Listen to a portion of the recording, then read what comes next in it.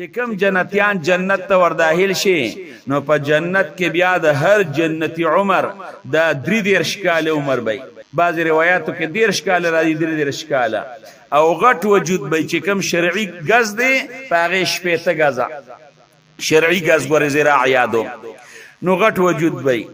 او په دې جنت کې چې کوم لوحو کې د خوراک کې ناغه به د سرو زروي چې کوم لوحو کې د سکاک کې ناغه به د سپینو زروي د خوراک او سکاک لوخي د سرو زرو د سپینو زرو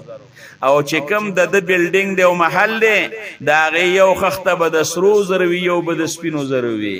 او د جنت چې کمیونی دي او دا غي غتنی به د سرو زروي بعد شاخونه به د سپینو زروي بعد به د سرو زروي سبا د یاقوت وي سبا د مرجان وي او د جنت چې کوم قطقانی دي هغه به ملغلري او یاقوت او مرجان او د جنت چې کوم خټه د خټه نو هغه به مشکی مشکو خپشان خوشبوئی بکی او د هغه خوره به زعفران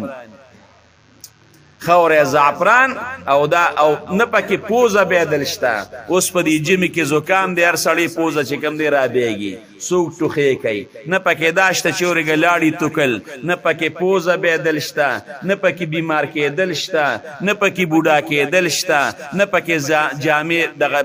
زړېدل شته نه پکې تشو د اسمات شته نه ډک نه پکې وګ کېدل شته چې خوراک کېغه به د خوند پاره او چې خوراکو کې ګرمې بو کې هر څه بسلاله ستړی کېدل ایس مشقت او تکلیف په جنت کې بیا شته دینه او د جنت چې کوم مارغان دی الله دې نصیب کړي لکه د اوخ په شان دا غړانګې به د اوخ دی غړې ته ګوره داسې به مری میوه چې کومه میوه د زړه تو شیغه بدل راځي داسې نه چې کېلې نه په پوسټ کې لړکې په خپل بدل تسپینی یو میوه چې خوري نو چې بلې ته دیړو شي نو چې د لراشي نو په شکل کې باغ شانتي خوان به جدا وي.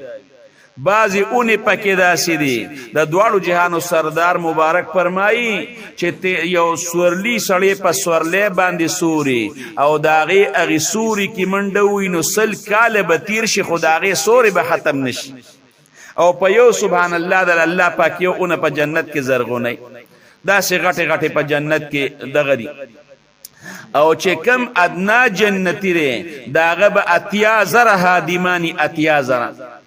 او دو او یا خو به اتنا جنتی خوري وي